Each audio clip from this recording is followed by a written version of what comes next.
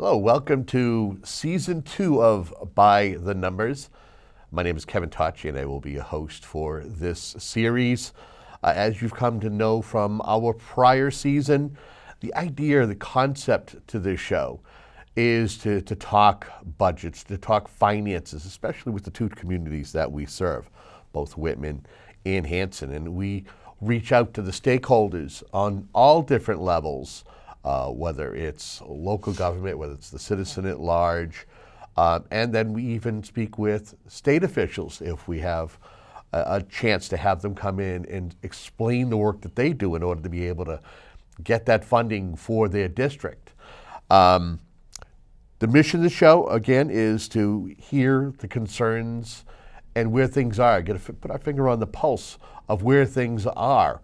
Knowing that just right around the corner, yet again, we are talking about the 2021 budget and the finances. We've yet have another great guest joining us today is the chairman of the Hanson Finance Committee, Mr. Kevin Sullivan. Sir? Kevin, good to see you. Welcome back to the program. Thank you very much for having me. So you're part of the first batch of folks that we're chatting with. Excellent. I think it's worth starting out the conversation with I'm sure you're well underway with putting things together for the 2021 budget. How are things shaking out so far? So yes, we are well underway. We have our preliminary budgetary numbers from the departments, from the town administrator, from the town accountant. What we're doing now as the finance committee is we go department by department and review the individual line item requests that you wouldn't necessarily see at a town meeting kind of forum. You see the sort of overall number. We go line by line through the budget, and we start with we give a review to all the town departments and give them an opportunity to present. They'll come to finance committee, present their increases, decreases, what their needs are for the year, and that's how we start the process. That's where we are, sort of in the January and February timeframe. What are you watching for, or what are you and your committee going to be watching for in the next couple of months when it comes to numbers and your discussion with the department heads? So what we look at is the department heads, their numbers are finalized to a certain degree. Their final requests have been filtered through the town accountant and the town administrator. So what we look at now is where were the increases? This year is an interesting budget cycle to say the least, one like we haven't seen before. We're talking to them about where their needs are. What can possibly be put on hold as far as if there's a major project that has to be that's being brought forth.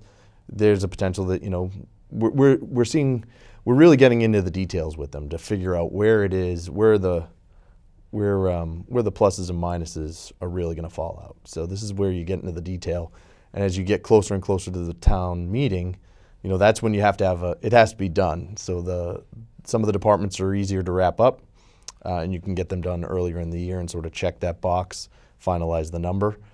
Some of them require sort of a down to the very end negotiation.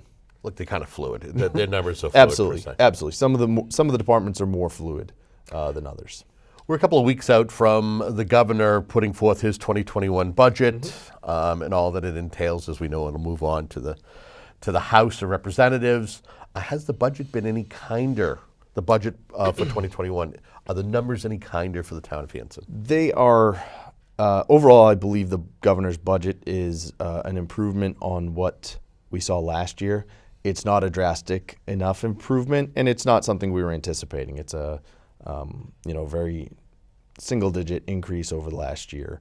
Where they're seeing a lot of the benefits are there was some Chapter 70 funds, increased Chapter 70 funds for low-income communities. So larger communities with a larger population of lower-income families are seeing increases in their Chapter 70. We're sort of right where we anticipated we were, and what we're seeing, the town accountant is seeing is that we have not a finalized number, but a very targeted number that we think we're going to see from the governor's budget. My understanding, and when you're talking about the Chapter 70, knowing that the Student Opportunity Act was signed into law, part of that was the per pupil amount. I think it was like the floor was $20. Right. We know that local representation, I think Josh Cutler was one of many state reps who pushed to raise that. Right. And I think it's been raised to $30. Do you think there'll be a push to try to raise it more, or do you feel that they can leave well enough alone? There's always a push to raise it more, but I think what we'll probably see is it will stay around 30, just because of the way that some of the other dollars fell out. The overall number per pupil, I think, is probably going to stay where it is, if the indicators are correct. Okay. You used a key word when describing the budget process. You're in an interesting place financially. Why do you feel that is? Is it just it's the ebb and flow of finances? One year you're up, next year you're down? Sure. So what we're seeing is the perfect storm kind of issue that's come along, I think, for Hanson at least. We've had a great relationship over the past few years throughout all the town departments. We've come together. We've been able to give people salary increases. We've been able to get the departments the funding they need to really do the job and to provide the highest level of service to the citizens of Hanson. And I think we've done a great job of that over the years. This year is going to be, a challenging year for, everyone knows that the school budget is a large portion of our budget. And it's the biggest sort of outlier right now. There's a lot of question marks regarding where it is. In preparation, we've done, our preliminary assessments with the other departments are a level funding of their budgets, which, we ask for level funds every year just to sort of get a starting point. We're usually able to accommodate requests for increased budget, increased salary lines. So that's never been an issue. This year, it's going to be a daunting task, I think, for the town to overcome where we're sitting right now. To add a little bit more seasoning to the situation, you have a new town administrator, John Yes. Stanbrook. What has the process been like getting him up to speed? He's not new to numbers. My understanding is he's a financial guy, so it should be something that he picks up quickly. Absolutely. So from the interactions we've had so far, John is a welcomed addition to the town. He wants to be very active in the process. He's going to be meeting with us tonight while we meet with some of the department heads. So we've seen a real positive indicator that he is a numbers guy. He likes to be involved. So we're hoping that the relationship, we have a good relationship now. We're hoping it gets developed even more as we go through the next few months. I'm sure he and I will be spending quite some time together with the town accountant to finalize and get the numbers to where we are. But no, he's been a welcome addition. I think he's coming in at a really challenging time for him with the departure of Mary had been there for so long. The abrupt departure of the previous town administrator. There was a lot of uncertainty. I think he's done a great job for being on the job such a short period of time and the amount of uncertainty. Usually there's a little more stability, I feel, but I think he's done a really positive job so far. Good. Well, in your opinion, what do you see as some of the major hurdles that the 2021 budget is going to face in order to be balanced and for there to be healthy conversation at town meeting? Because you always want to have healthy conversation at town meeting. Absolutely. So, I'll touch on just a couple items as what I see as being the major factors going forward. We are looking at, obviously, the schools is the biggest outlier. Everyone's seen the social media and just what's in the news, different programs. The schools is a big issue. It's always a balancing act with the schools every year. Usually we all sit down, the school committee and the superintendent provide a number for the assessment. The two towns work together to see if they can if they can meet what the school requests. Usually we don't have the funding to meet their requests, so we all come together and settle on a number that works for both towns. This year, everyone I think is well aware of the issues that are associated with the schools and how it's being funded and the funding sources versus statutory versus the method we've been using. So there are some issues with the schools. On top of that, we have rising costs across the town. Sure. The transfer station is one of them. We've seen hauling costs go incredibly, they've increased significantly over the past year or so. So that's a hurdle that we've been trying to overcome. It's we've struggled over the past few years to keep the transfer station running at the level that the town has expected for the past however many years it's been here since I've been here. But it's one of those issues that has to be addressed because it doesn't generate the revenue to cover all the costs. So that's always a challenge. Camp Kewanee and the recreation department, they've done some great things up there. They're having a lot more events. They're starting to generate additional revenue, but that's an added factor that sort of sits outside the budget but is part of the budget. So that's a concern that we make sure we manage costs and expectations with that. But they've done a great job of generating more revenue. They're still behind where they need to be for it to be self-sustaining, I would say, but they're working their way there. So they're doing some great things. And then you have the other issues we're running into. We have some major capital projects that they're proposing. They're proposing, a highway barn, a new highway building. That's a significant capital investment that would have to be made. It's been discussed over the past few years, but it's been sort of pushed down the road. So we're there. I know the water department is looking at a new treatment facility, opening up a new well on the other side of town, which would increase our services and provide redundancy. But that's a significant investment yet next year. So we're looking at I think $7 million of capital investment proposed this year, $14 million of proposed next year. Is that we look at that as, is that something that can be accomplished where we're sitting right now with the school? So a lot of some repeating issues that we've seen year after year, some new challenges that we're facing that we're looking to overcome. So that's sort of where we are right now. I think it's time for us to roll out the elephant in the room, and that is the method, the process in which the school assessment is decided. My understanding is for many years that there was one particular method that was used, whether it was the wealth-based or per pupil. Now there's a discussion and there's been a vote to go with a different mode. Could you explain the two as you know them and what the situation is as your understanding? So I'm not as well versed as maybe the superintendent of the school committee, but I will say that for the past, I don't even know the date. It's been so long. They've used the per pupil method, which is based on the number of students, and they've divided it out, the budget in the assessment that way. This year, it was brought to our attention that this all came about, as I recall, through the updating of the regional agreement is when this triggered it. And they have moved to what they call the statutory method, which is a very complex method outlined on the DESE website. You can actually go and look and pull up the spreadsheet and see the breakdowns and see all the factors.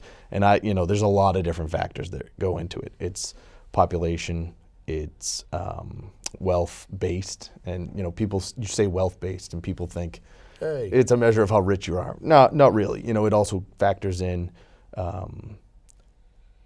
low-income housing, so that skews the numbers a little bit.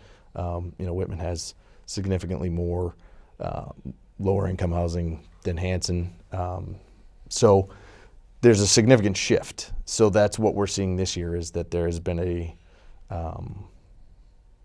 the superintendent in his budget is using the DESE method, which is a significant increase. We're looking at almost a 30% increase over last year. If we go with the superintendent's proposed budget right now, we are looking at a 30% increase. There's some recommended items that are recommended that we could probably get that down to not even a manageable. It would be about 19%, but we're still looking at it's a $8 million shift as to where we were. Where we are right now in our budget, it would be another $1.8 million. So, that kind of shift, there's just not, I wish I had a stash of $1.8 million that I could just say, hey, okay, we've got it, we can do it. But, the numbers are the numbers, and that's what I fall back on every year. Even in our discussion in previous years with the school committee, when they propose an assessment of a higher number, the math just isn't there. There's only so much you can go back to the well. So that was sort of a roundabout way, and that's sort of my understanding. And without diving into the politics of it, where the assessment calculation is done. Now, in my opinion, there are, I think there's some outliers in that number. We went to the budget presentation the other night, and it was very interesting to see how it was broken down. There are separate pieces that are separated out, transportation, capital projects. Those go back to a more per pupil percentage based. The other option I was looking at is there, looking at the numbers from a strictly K through 8 perspective. Because in reality, the only thing we share is the high school. We share the high school. So do we look at breaking out the costs, use the statutory method for the high school and break out the costs of K through 8 on a per town basis? Hanson has now 1 elementary school and 1 middle school. Whitman has 2 elementary schools and 1 middle school. Populations are larger. So, I think there's still some more digging into the numbers that needs to be done. It's funny you say that, because what I've been doing a little bit of research is there have been whispers about deregionalization. Mm-hmm. Wouldn't it be a more costly endeavor to deregionalize and just kind of find an easier way to, like you said, is it to find a way to kind of balance things between the two communities? Sure. I think it's something that you have to leave on the table. I think it has to be something that's discussed.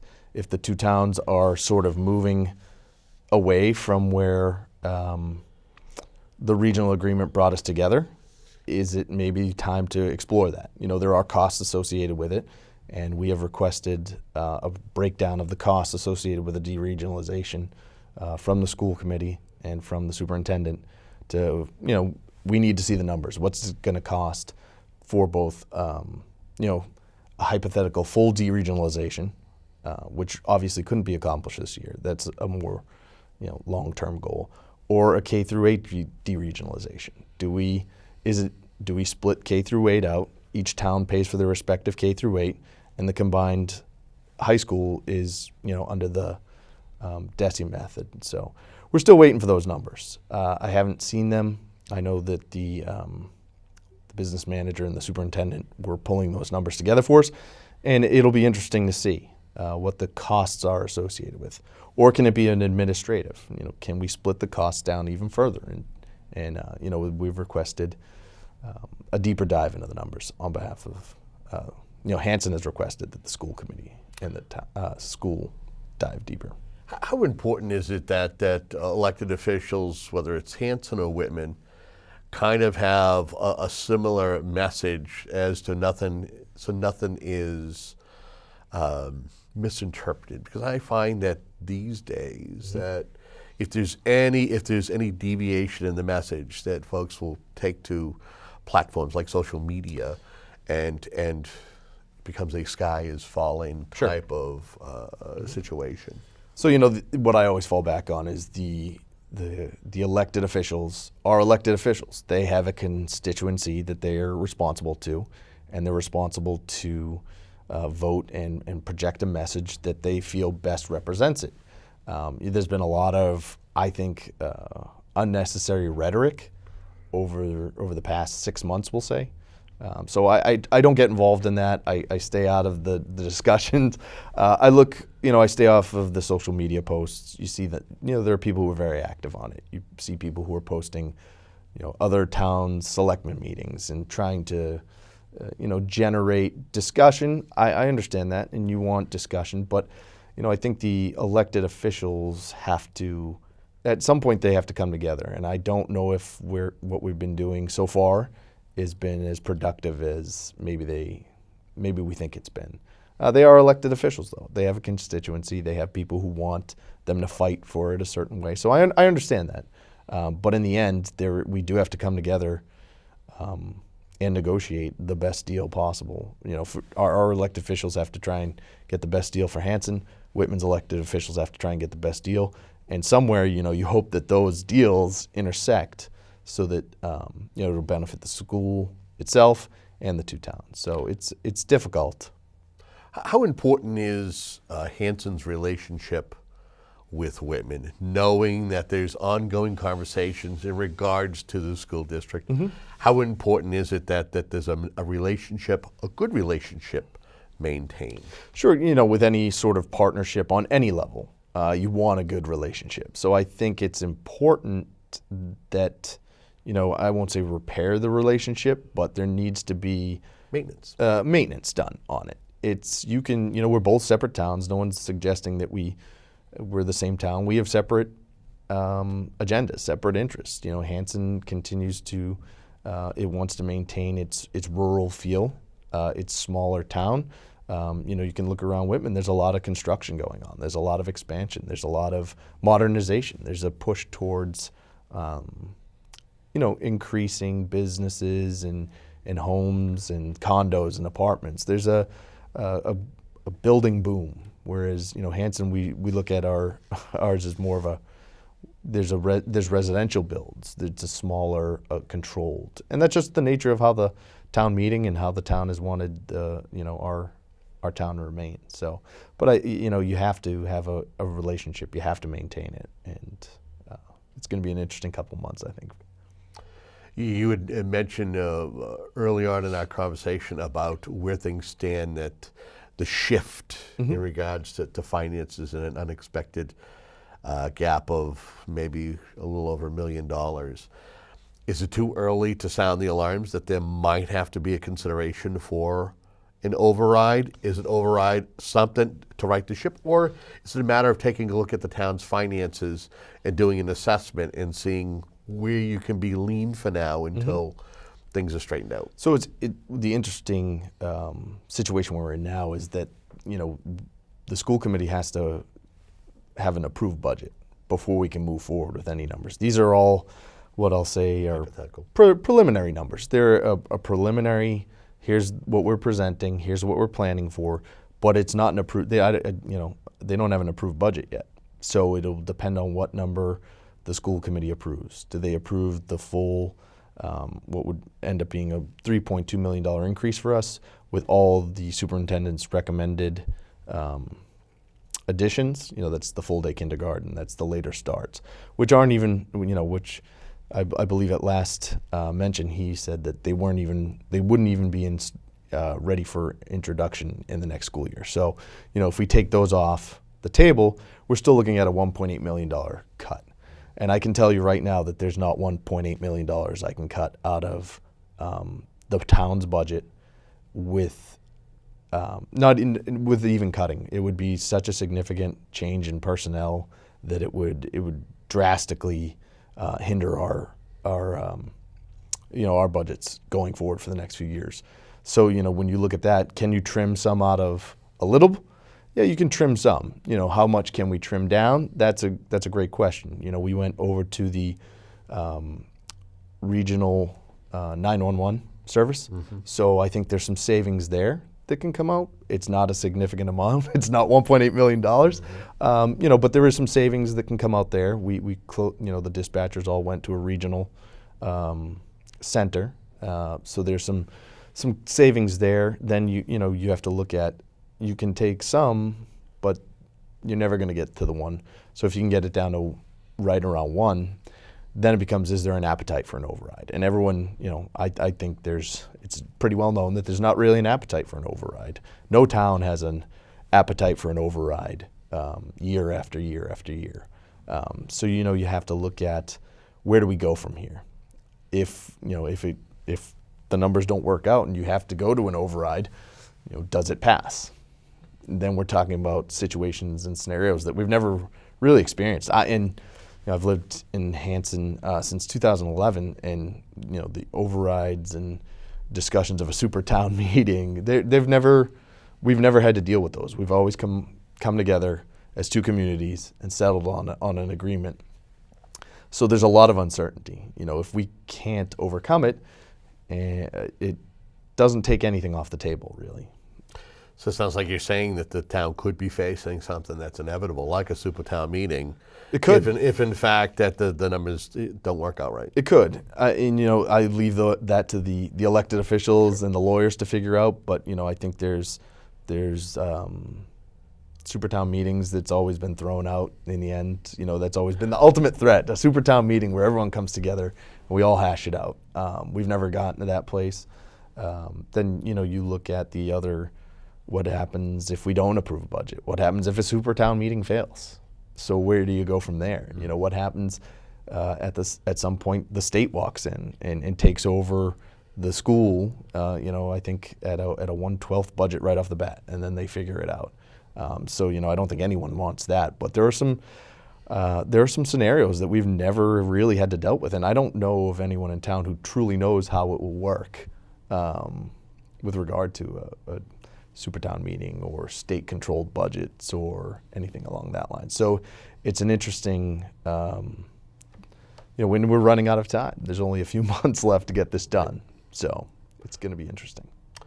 We got less than 5 minutes left here. Right. This is your opportunity. I don't know if there's a topic as part of this conversation that we have not breached or touched upon, but you want to take a moment to discuss with the 3 minutes we have left. Mm-hmm. I think we probably did a great job of covering it all. There's a lot of unknowns, and I would caution people on social media and other platforms that want to say they know what's going on, because no one really knows with 100% certainty what is going on right now. I think this is the time I understand people are fired up, they're anxious, they're upset, but in the end, we have to figure out a deal together, and I think it's something that is going to take olive branches from both sides and toning down of the rhetoric to move forward. So, it's just I always encourage when I have the platform, I encourage people to get involved. If in the town, if they're not involved, they don't like what's happening. The only way to do it is to get involved.